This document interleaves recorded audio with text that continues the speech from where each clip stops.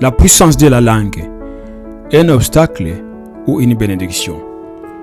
Mes frères et sœurs, aujourd'hui je vous invite à méditer sur un sujet qui touche profondément notre vie quotidienne, les pouvoirs de nos paroles. Imaginez un crocodile essayant de grimper une échelle, mais sa grande gueule l'en empêche. Cette image humoristique illustre une réalité spirituelle percutante. Parfois, notre propre bouche est le plus grand obstacle à notre progression personnelle, relationnelle et même spirituelle. La Bible ne cesse de nous avertir sur le danger de la langue. Dans Proverbes, chapitre 18, verset 21, il est écrit « La mort et la vie sont au pouvoir de la langue ». Nos mots ont un impact bien plus grand que nous ne les réalisons. Mais que se passe-t-il lorsque nous ne maîtrisons pas notre langue? Prenons l'exemple des relations humaines. Combien d'amitiés ont été brisées? Combien de familles divisées simplement à cause des paroles prononcées sous le coup de la colère ou la frustration? Un moment de colère peut détruire une relation qui a pris des années à bâtir.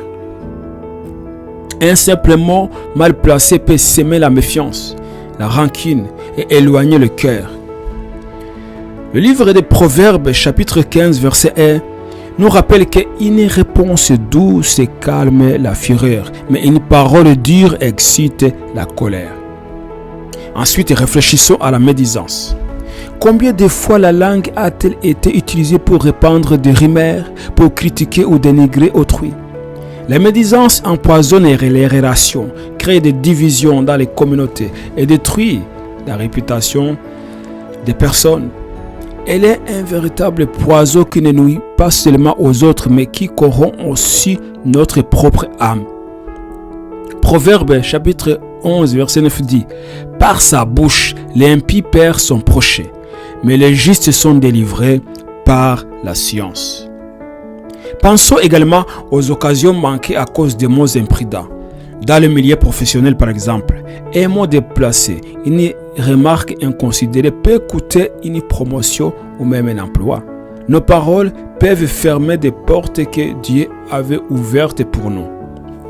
Toujours dans le livre des Proverbes, chapitre 13, verset 3, nous avertit « Celui qui garde sa bouche garde son âme. Celui qui ouvre trop ses lèvres court à sa perte. » En fait, considérons notre relation avec Dieu.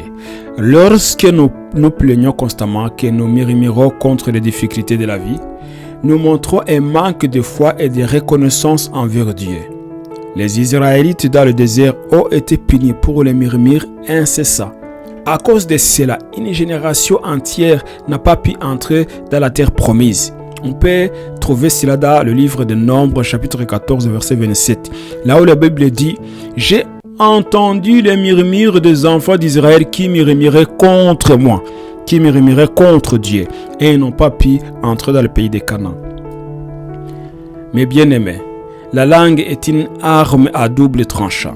Elle peut être un instrument de vie, d'encouragement, de bénédiction, mais elle peut aussi être un obstacle majeur à notre bonheur et à notre épanouissement. Tout comme ces crocodiles, dont la grande gueule l'empêche de grimper, nos paroles peuvent nous maintenir dans un état de stagnation spirituelle et personnelle.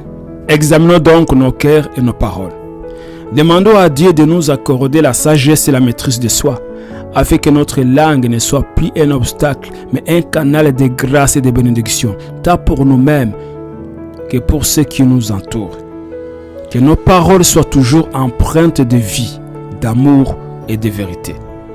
Que Dieu vous bénisse abondamment et qu'il transforme votre bouche à une source de vie et de guérison. Vous pouvez me soutenir en vous abonnant à ma chaîne. Que Dieu vous bénisse.